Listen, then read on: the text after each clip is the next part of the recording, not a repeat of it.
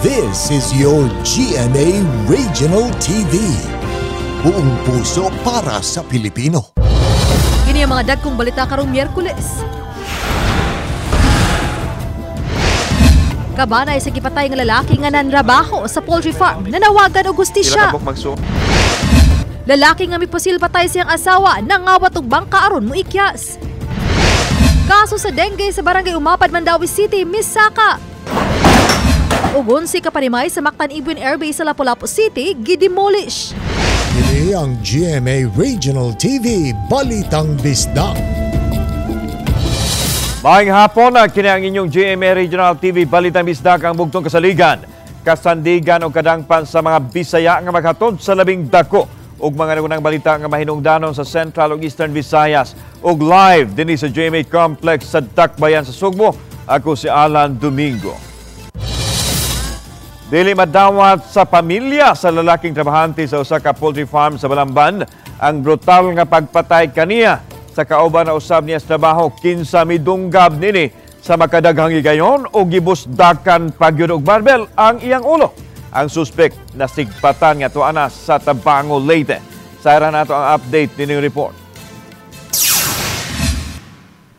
Gikan sa lungsod sa Bindoy sa Negros Oriental ang 21 anyos nga si Marjon Andaya, kinsa na nalbaho sa poultry farm sa Barangay Biasong, lungsod sa Balamban.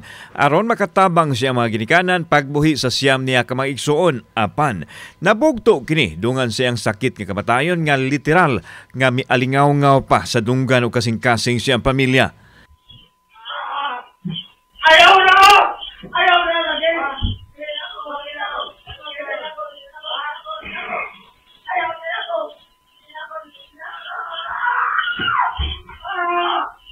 Tingog sa pagpingit sa kasakit uban ang pakiluoy ni Marjon nga nakuhaan sa CCTV dihang ginagmalan o gidunggab siya sa iyang kauban sa trabaho nga si Wimby Dilima niadtong Domingo sayo sa buntag. Gigamit ang improvised barbell nga daw gihapak sa suspek sa biktima og dili pa paigo. Mikuha kutsilyo nga gigamit sa suspek pagdunggab sa biktima sa makadaghang higayon. Gihimo ang krimen samtang na ang biktima sulod sa lawak.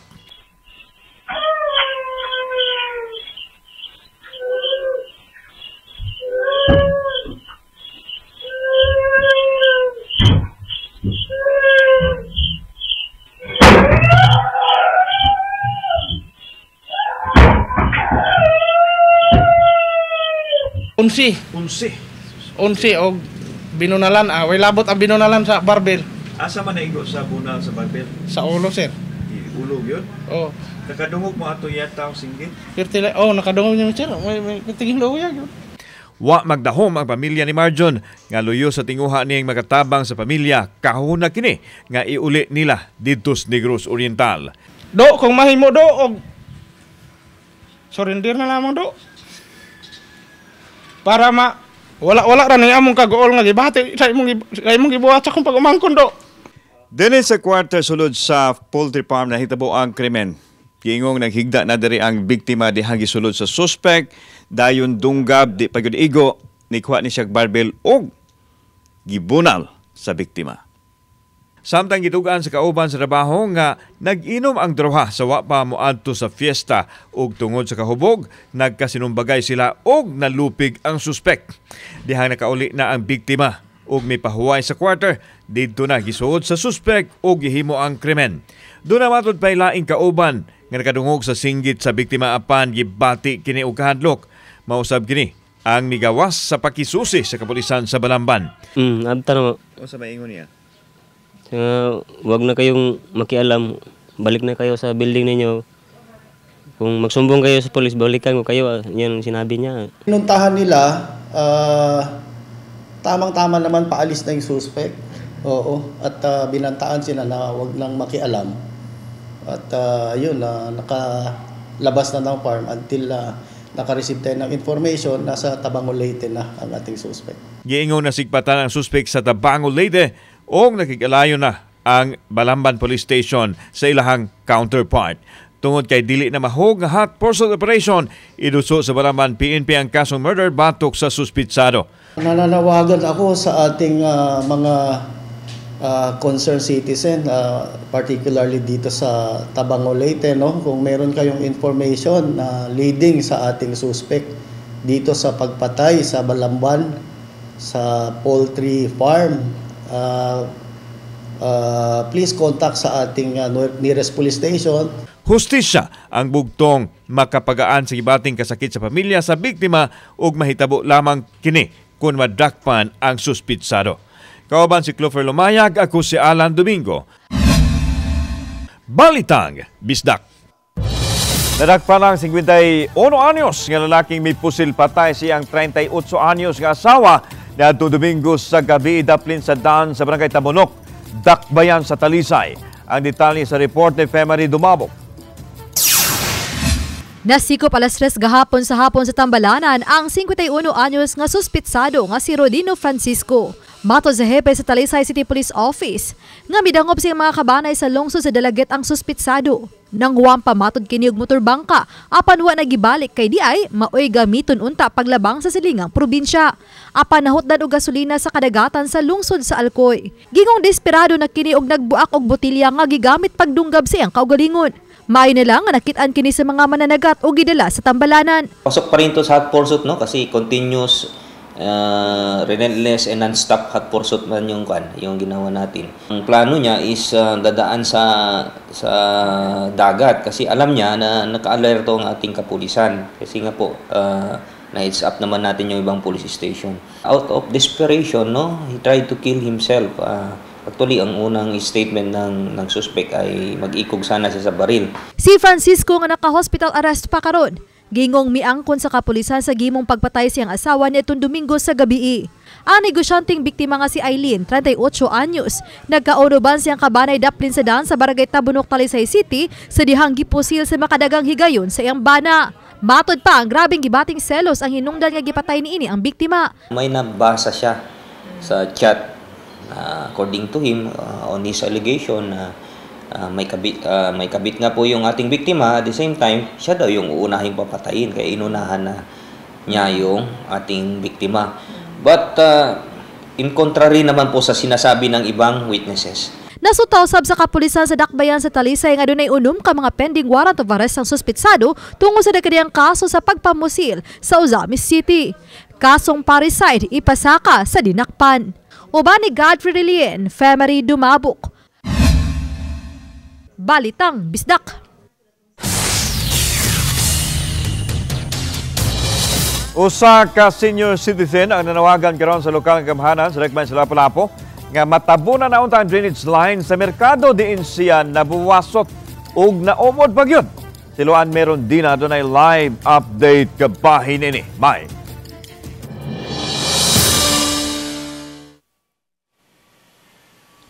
Lanwa ra hinuon mahiagom og samad ang naasoing senior citizen kay nakatukod raman siya hinungdan nga wa madakdak ang iyang ulo. Apan iyang giangkon nga gipamaulan siya sa hitabo o gibutangan na lang niya og hot compress ang iyang bunog. Sa social media post sa usa ka 60 anyos nga lalaking taga Lapu-Lapu City, iyang gitawag ang atensyon sa mga nangu sa Lapu-Lapu City Public Market aron mahatagan og pagtagad ang open drainage sa merkado habig sa may JP Rizal Street. Pasado alas 5 niadtong Sabado sa hapon, dihang pasud siya sa merkado agi sa Buakan, nabuwasot siya sa open drainage human mawadi og balanse samtang nagtunob sa gitabon nga kahoy ibabaw sa drainage nga misangpot sa iyang pagkaumod. Wa na siya pa-interview apan nang hinaot siya nga mahatagan unta kini og pagtagad sa lokal nga kagamhanan. Kaganiha gisusi sa Market Administrator sa Lapu-Lapu City, Maria Elena Caballes, ang dapit na hitabuan. So nagsapatos nanto siya naala pagtiglang ana naumog siya diri. Mao siya ma'am na kami nagtan-aw ra ma'am nato nag-atuba man ko diri ma'am mo to nakakita jud niya. Iyang gipasabot nga taud-taud na niyang napadangat ang issue ngadto sa City Engineer's Office ug misaad ang City Engineer nga pahimuan og dakong drainage ang tibok JP Rizal Street. Sa pagkakaroon, gitabunan lang kini sa mga vendors ug mga kahoy samtang ang ubang dapit nabutangan na nila og mga steel plate. Ang among gibuhat ani karon amo lang ning ginalimpyohan kay open canal ra ba nya mao lagi na gibuhatan sa uban og medyo gamay nga taytayan. Unya dapat lang unta careful lang kita ninyo kay tikang lang puta. Gikonpermar usab sa usa sa mga vendor sa JP Rizal Street nga kaganihang buntag. Gisusi na sa taga City Engineer's Office ang dapit na hitabuan. Kaning sa nahitabo ron, we are sorry sa nahitabo no, but I will have it acted right away sa ako ang maintenance personnel para na nato na matabunan. In the meantime, gipasalig usab ni City Engineer Perla Amar nga priority project nila kini sunod tuig kay naduso naman niya ang project proposal ngadto sa Office of the Mayor.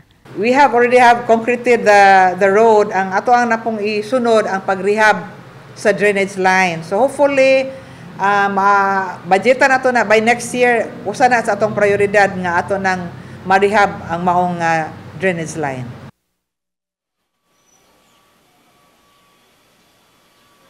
Lan ang City Engineer's Office sa ilang bahin na nawagan usab ngadto sa mga vendors nga dili himuong labayanan sa hugaw ang drainage sa merkado aron dili kini mabara nga musangpot na hinuon sa mga pagbaha ilabi na kun adunay pagbunok sa uwan. Lan? Okay, daghang salamat Luan Merondina.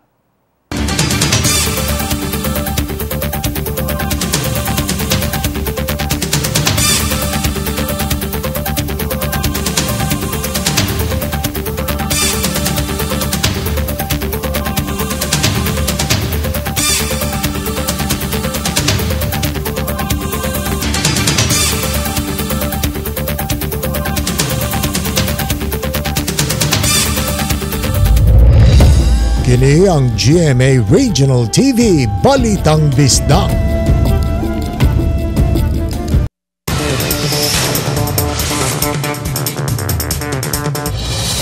Misaka ang kaso sa dengue sa barangay Umapad, Dakbayan sa Mandawi.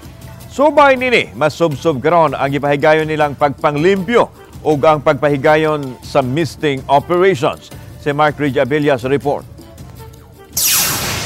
Gikan sa 47 ka mga kaso sa dengue sukad Enero hangtod Setyembre 11 karong tuiga, gahapong adlaw Setyembre 23 niabot na kini sa 58 ka mga kaso. Gahapong adlaw sa Lunes, mipahigayon ng Barangay Health Center og teleconsult. Gihimo kini aron matagal ang mga bata nga mahilanat o mahatagan dayon sa saktong pagtagad. Matud ni Lucilin Mendoza Omolon, teleconsult in charge sa Umapad Barangay Health Center, 7 ka mga bata ang ilang gi-refer sa City Health Office aron mapaubo sa dengue test. Kasi ako sang isa sa doktor.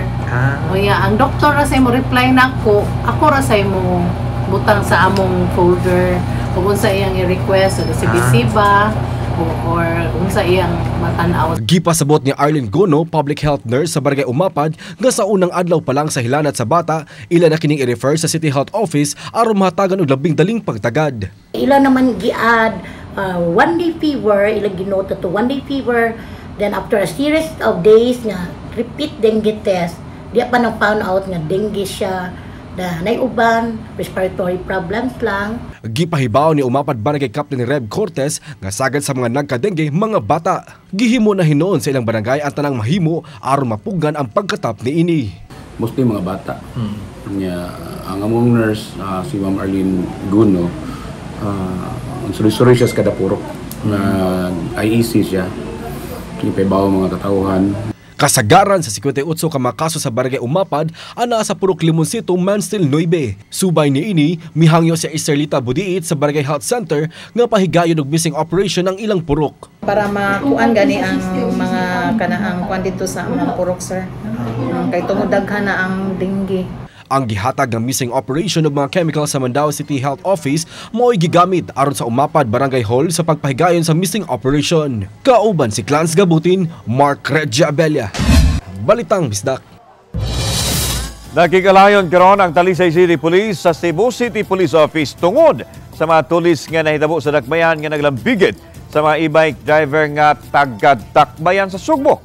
Ang detalye sa report ni Femari Dumabo.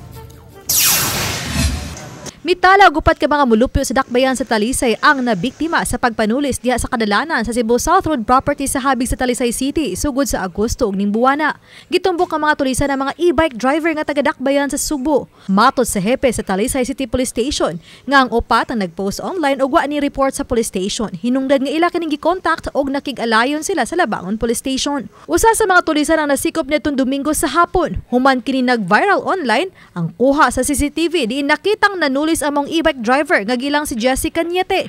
Niyang kunusab kini sa Labangon Police, hinungdan nga nasakmit sa kapulisan ang gigamit nga motorsiklo sa pagpanulis. Nung tinignan natin yung description ng mga suspect, tugma po doon sa binigay ng ating mga according alleged victim diri sa Talisay. Paulit-ulit na sinasabi ko, mas maganda po sa mga kababayan natin na you have to report timely po sa pulis, hindi po i-report sa social media kasi paano natin makapag-react agad. O gahapon sa hapon laing e-bike driver kinsa mo itag-iya sa motor nga mao si alias Richard ang mitahan sa iyang kagalingon ngadto sa Labangon Police. Samtang aron kapugngan nga mahitabo nga mga e-bike driver sa Talisay City ang musud-usab sa mga criminal activities sama sa pagpanulis, mato ni paguyod nga gi-profiling o gi-monitor ang mga e-bike driver sa dakbayan sa Talisay. Kinakausap natin yung mga e-bike drivers, ino-organize natin sila. And at the same time, may holdings tayo sa kanila. Nalalaman natin kung sino yung mga e-bike drivers na yan. And then meron din tayong mga monitoring sa mga e-bike driver. Oba ni Godfrey Relien, Femery Dumabok. Balitang Bisdak. Agent in charge sa NBI Cebu District Office mitataw nga wa malakip ang mapangan sa mag-amahang Zhao Shuki ug Zhao Long kamaoy nag-operate sa Tourist Garden Hotel sa mga incorporators sa Lucky South 99 apan gitataw nini may mabugat nga may ebidensya nga maglakip sa mag-amahan sa Pogo operations sa Lapu-Lapu City. Siloan Merondina sa report. Sukwahi sa gibutyag ni Winston John Casio, Presidential Anti-Organized Crime Commission spokesperson atol sa Senate inquiry sa Pogo sa miaging semana nga lakip ang mag-amahang Zhao Shuki ug Zhao Long nga nag-operate sa Tourist Garden Hotel sa mga nanag-iya sa Lucky South 99 sa Porac, Pampanga. Matod ni Arnel Pura, agent in charge sa NBI Cebu District Office, nga may kopya sila sa mga incorporators sa Lucky South 99 apan wa malakip ang mag-amahang Zhao Shuki ug Zhao Long. It does not mean na porque wala sila dito sa Lucky South 99, dili sila connected, no? Remember that we still have on the process of verification insofar as the 7 establishments are concerned. We are waiting for the reply coming from the SEC kung sino ang mga incorporators na involved. Matod ni Pura, gihikay na nila karon ang warrant aron masusi ang data sa mga computer ug cellphones nga nasakmit atol sa ilang pagronda sa duha ka mga edipisyo sulod sa Tourist Garden Hotel compound niadtong Setyembre 5. Laing search warrant usab karon ang ilang gilihok aron masusi ang opisina ni Zhao Long sulod sa hotel. Wala pa man sila makadawat og tubag gikan sa Registry of Deeds ug sa City Assessor's Office aron masuta kung si kinsa ang tag-iya sa luna nga gibarugan sa Tourist Garden Hotel sa Lapu-Lapu City. May inisyal na nga kasayuran silang nahipos kabahin sa lease agreement niini. It's owned by a Chinese reputable businessman na nag-lease lang siya. In fact, ang lease for 30 years. So, maabot pa og 2048. Ang mag-amahang Zhao maoy miugmad sa dapit ug mipabarog sa ubang mga edipisyo sulod sa compound sa hotel. Si Pora ang team leader dihang gipatuman sa NBI ang entrapment operation sa KTV Bar niadtong 2019 sulod sa Tourist Garden Hotel compound diin na rescue ang 34 ka mga babaeng Chinese nationals nga gikatahong mga nabiktima sa sex trafficking. Duha ka mga Chinese mamasang ang napasakaan og attempted human trafficking niadtong higayuna. Nakapiyansa sila og misibat paingon sa China. 2023, migawas ang desisyon sa kaso diin gisentensyahang mabilanggo ang duha ka mga Chinese mamasang og 15 ka tuig og penalty nga tag 1 ka milyon ka pesos. But of course, if they will attempt to come back to visit the Philippines, blacklisted na sila. Hopefully, magbalik sila dire because at the moment notice, once na may establish na sila dire, pwede sila dakpon. Matod ni Pura ni atong higayuna, wala pa'y Pogo operation sulod sa Tourist Garden Hotel kay nagsilbi lang kining lugar diin makaluling hayaw ang mga Chinese Pogo workers nga ni atong higayuna tuig 2019 ato pa nag-operate sa Barangay Mactan. Ang naaswing dapit naronda sa CIDG-7 niadtong unang semana sa Setyembre 2019. Apan kumbinsido si Pora nga atol sa pandemya nagsugod ang Pogo operations sa Tourist Garden Hotel. Kung tanaw na to, you have to prepare the facilities. Ang pagpatukod lang ng mga buildings, it needs years. Uban ni Marlon Melgazo, Luan Merondina, Balitang Bisdak. Kini ang GMA Regional TV Balitang Bisdak.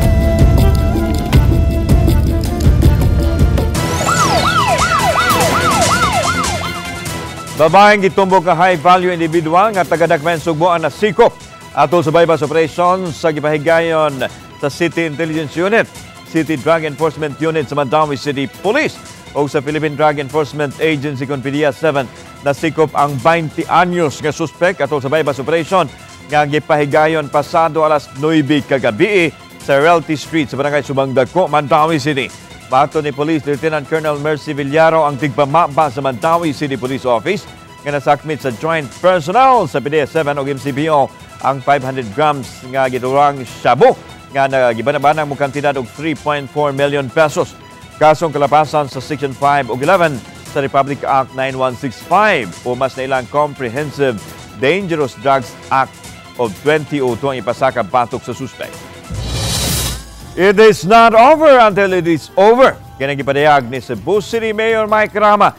Pinagi siyang legal team ay tungkol sa kasong nepotismo sa Anti-Graft Office. Sa mensaheng gipadangat pinagi ni Attorney Joselito Tomas Baina, gikumpirma nini nga nadawat na nila ang resolusyon sa Ombudsman Pinag, diin kasamtangan nilang gihikay ang motion for reconsideration. Andam na matod pa silang banggaon ang resolusyon o kumpiyansa silang magkakuha o gustisya si Mayor Rama. Sayo ni nakitaan sa Ombudsman nga adunay probable cause alang sa pagtaral kang Rama nining mosunod nga mga kaso. 3 counts of violation of Section 3 sa Republic Act 3019 o Anti-Graft and Corrupt Practices Act. Kalabot kini sa kasong nepotism nga gifile batok ni Rama human matod pa gihire ang iyang asawa ug duha ka igsoon siyang asawa isip casual employees sa City Hall. Ang reklamante nga nailang si Jonel Sasida nga nagdala sa ngalan nga Inday Susa Chongbian Osmeña ang miduso sa reklamo ngadto sa Ombudsman sa Quezon City ngadtong Enero 24, 2023. Sa pikas bahin, gidugang usab sa legal team ni Rama nga modusog gihapon kini sa iyang Certificate of Candidacy. Din bugtong lang ang Ginoo lang kuno ang makapugong kaniya. Kini ang GMA Regional TV Balitang Bisdak.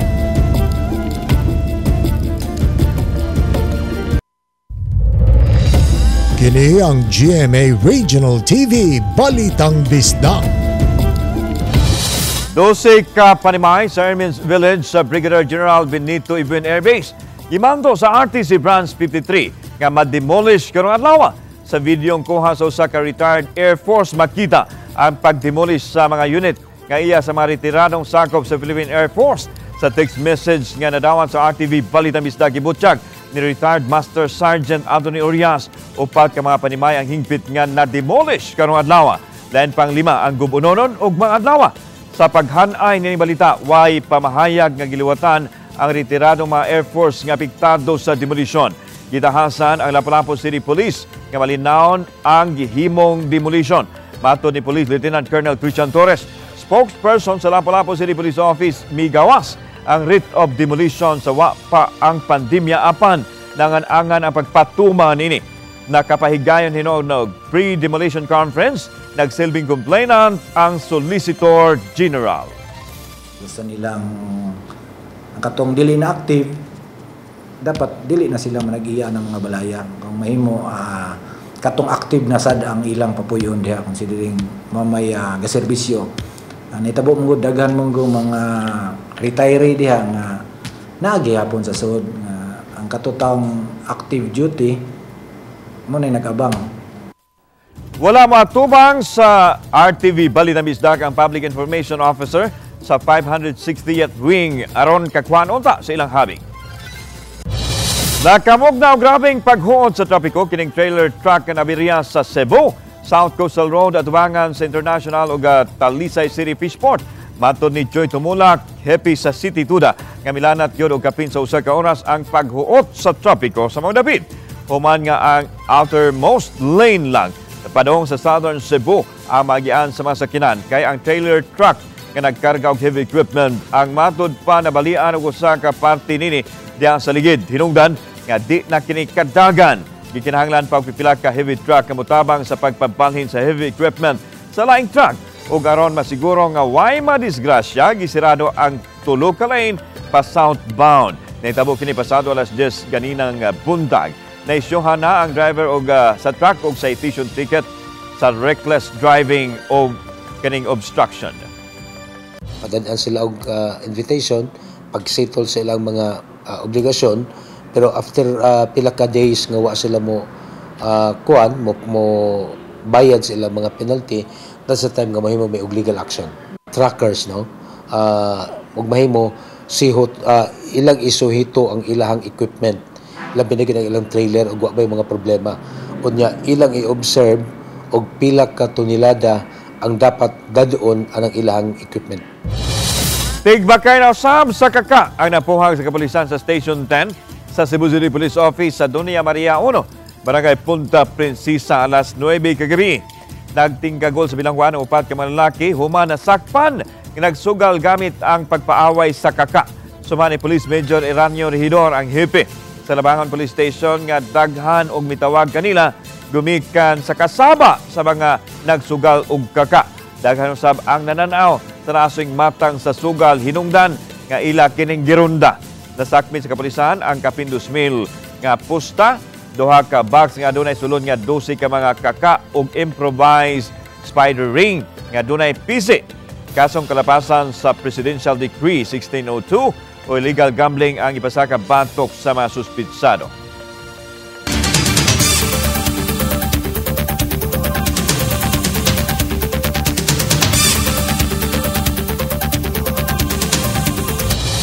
Giaprobahan na sa ikatulo katapusang pagbasa ang ordinansa nga mopatuman sa aumento sa sulan sa mga regular o mga kawani sa legislative offices sa Dakbayan sa Mandawi.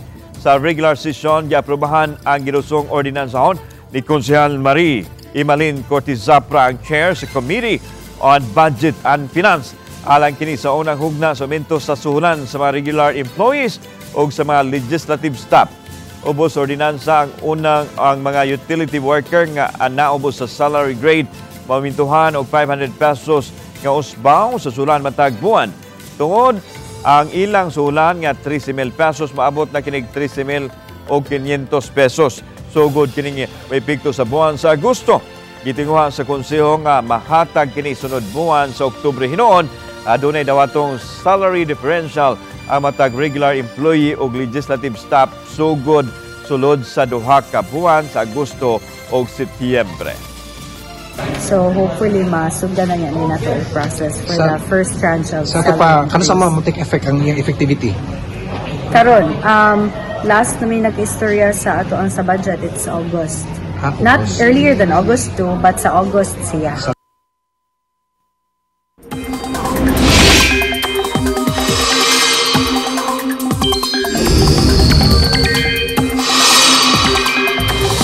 Alang sa dagan sa panahon mga kapuso, wag yapoy ibigto ang hanging habagat sa bisan asa dapit sa nasod apan posible nga makasinati og pag-uwan kininunod sa presensya sa localized thunderstorms nga sagad masinati matag hapon o gabi. Padan gihapong nagpasulabi ang easterlies nga nagapikto sa dakong bahin sa nasod. Sa kasayuran sa Metro Weather, adunay tsansang wanon ang pipila ka bahin sa Cebu, Bohol, Samar ug Leyte provinces. Wag gihapon tangtanga ang posibilidad nga uwanon ang nahabiling bahin sa nasod. Nakadawato ginabang pinansyal ang mga small businesses o gagmay mga magpapatigayon sa Mandawi City. Nakadawato ginabang pinansyal gikan sa gamhanan sa Dakbayan maabot sa 150 ka mga small business owners ang nakadawat og tag 10,000 pesos nga livelihood financial assistance gikan sa kagamhanan sa Mandawi City. Ang 150 kagagmay mga negosyante nagagikan sa barangay Kabangkalan, Kasuntingan, Labugon, Luok ug Umapad. Ipasabot sa mga opisyal sa Dakbayan nga hinabang pinansyal gitumong aron makatabang kini aron makapadayon sila sa ilang ginagmay nga patigayon ug magpadayon ang ilahang panginabuhian.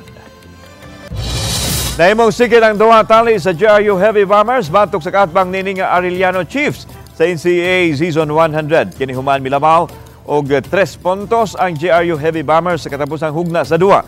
Daog ang GRU Heavy Bombers bantok sa Arellano Chiefs sa score 92-89. Kini ay kinuhang daog sa GRU Bombers sukan nagsugod ang NCAA Season 100. Atol sa duwa giila nga best player si Joshua Giab. Human nakahipos kini og 18 points, 5 rebounds, 5 assists ug 2 steals. Karong Biyernes, Setyembre 27 magharong ang Mapua Cardinals versus San Sebastian Golden Stags ug LPU Pirates versus Binil Blazers. Makita ang unang duha alas 12 sa Odto samtang alas 2:30 sa hapon ang ikaduhang duha sa Heart of Asia. Kami ang GMA Regional TV Balitang Misdag kinatibok ang pwersa lang sa mas dagkong misyon ug mas salapad nga pag-alagad sa nasod. Noy 21 kaadlaw na lang, Pasko na. Mayong hapon mga kapuso.